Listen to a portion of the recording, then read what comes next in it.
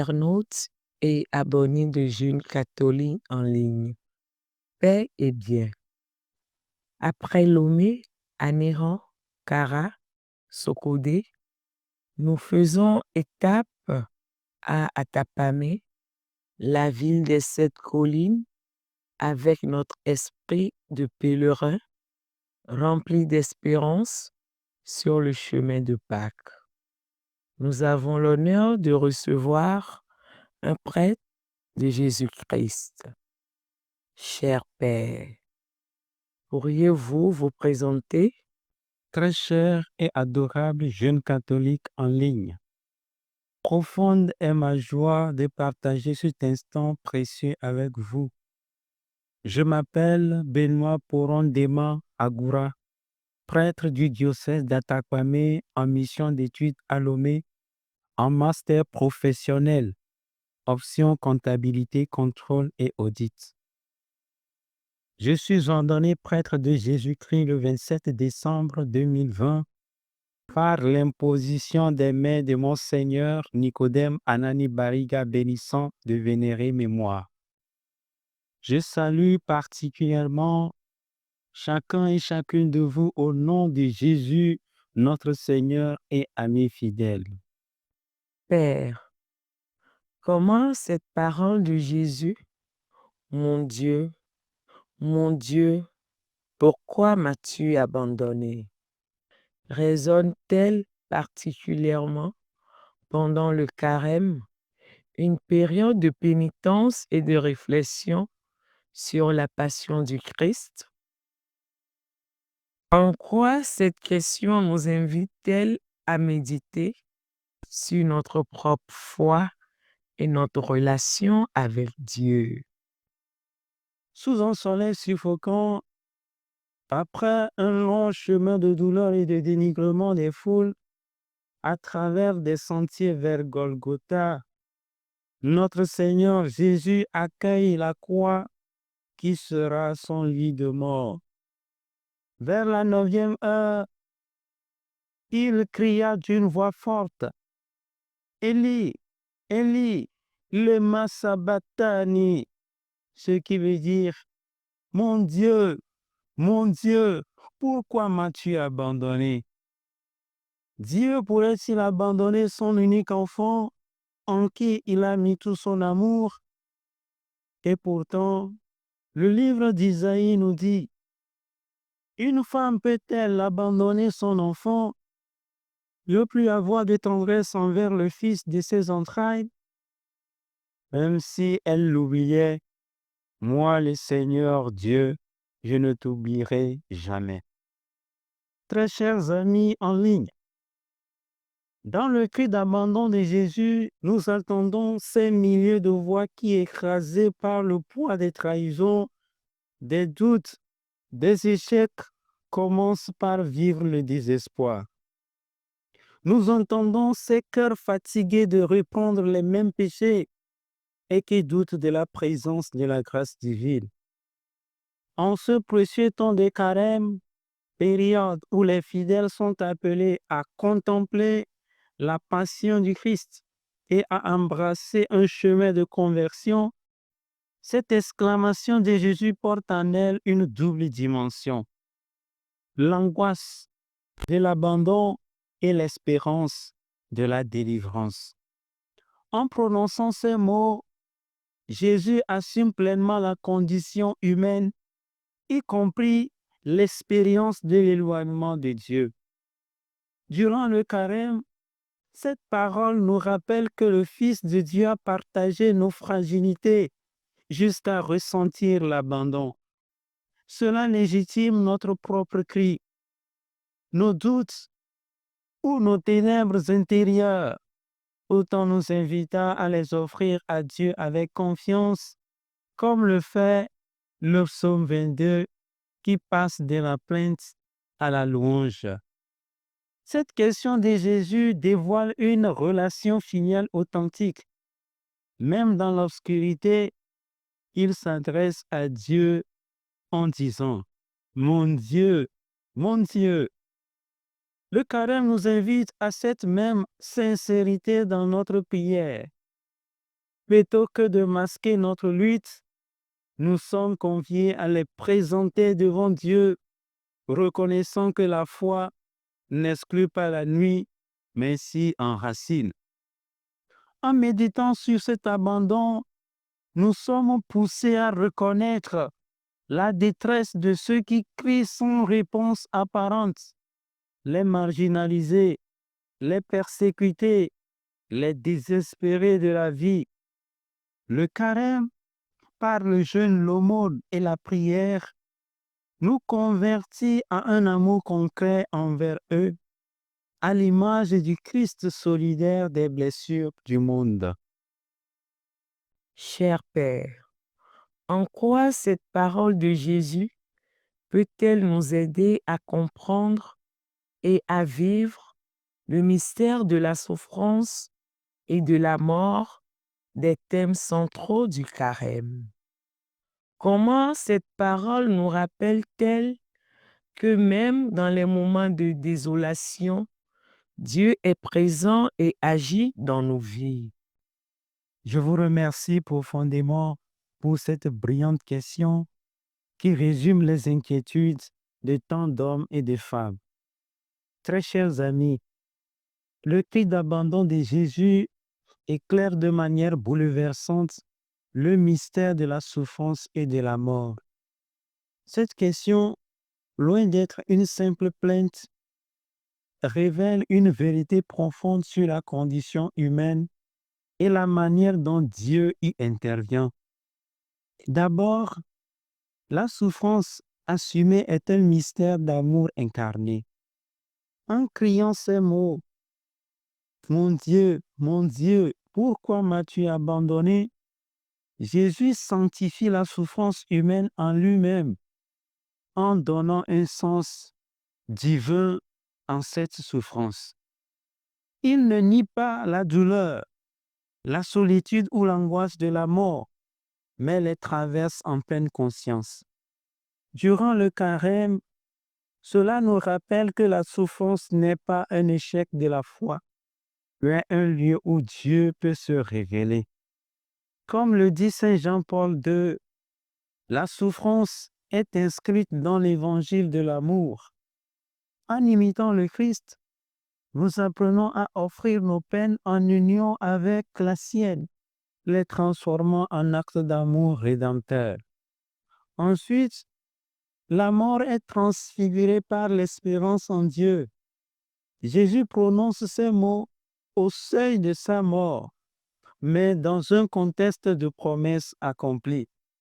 Ainsi, la mort du Christ n'est pas une fin, mais le passage vers la résurrection.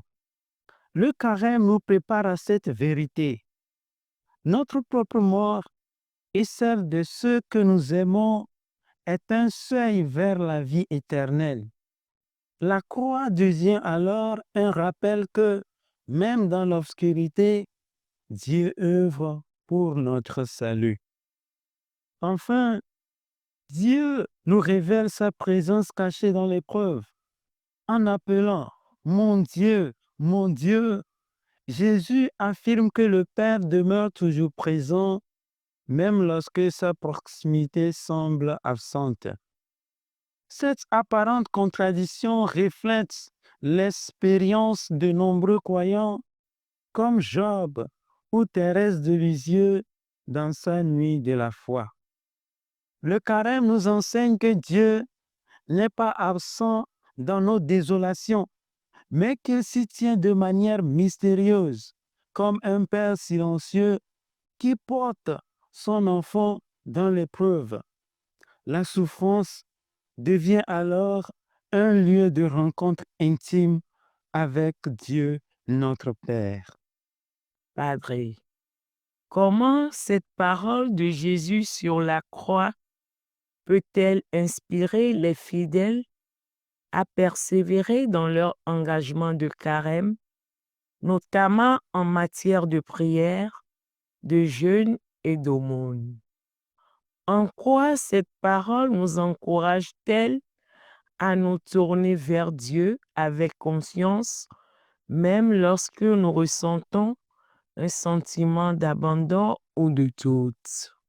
La parole de Jésus sur la croix est un appel puissant à persévérer dans les engagements du carême, même lorsque notre foi est éprouvée par le doute ou la sécheresse spirituelle. Elle nous enseigne que la fidélité à Dieu ne dépend pas de nos sentiments immédiats, mais d'une confiance radicale en sa présence et en son amour. En effet, Jésus, en citant dans son cri le psaume 22, montre que la prière peut être un cri de détresse sans cesser d'être un acte de foi.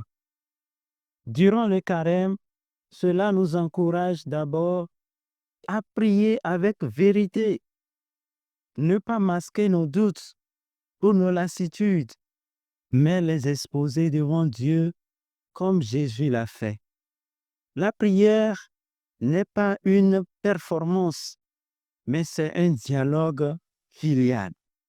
Ensuite, ce cri nous appelle à persévérer dans la méditation, même quand elle semble stérile. Comme le Christ, dans l'obscurité de la croix, nous apprenons que Dieu écoute toujours, même si sa réponse est silencieuse ou différée. Jésus nous invite aussi à puiser dans les Écritures. Le carême est un temps privilégié pour méditer les textes bibliques qui nourrissent notre espérance. Je pourrais par exemple commencer par lire et méditer un chapitre de la Bible ou des évangiles en particulier par jour. Quant au jeûne, il prend un sens profond quand il est vécu en communion avec la faim et la soif de Jésus sur la croix. Ainsi, il revient à transformer les privations en amour. En ressentant la faim physique, nous unissons notre faiblesse à celle du Christ, offrant le renoncement pour les autres. Cela nous apprend à résister au découragement.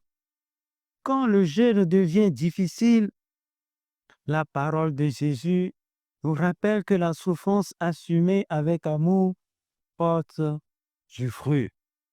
Les paroles de Jésus aussi nous appellent à découvrir Dieu dans la fragilité.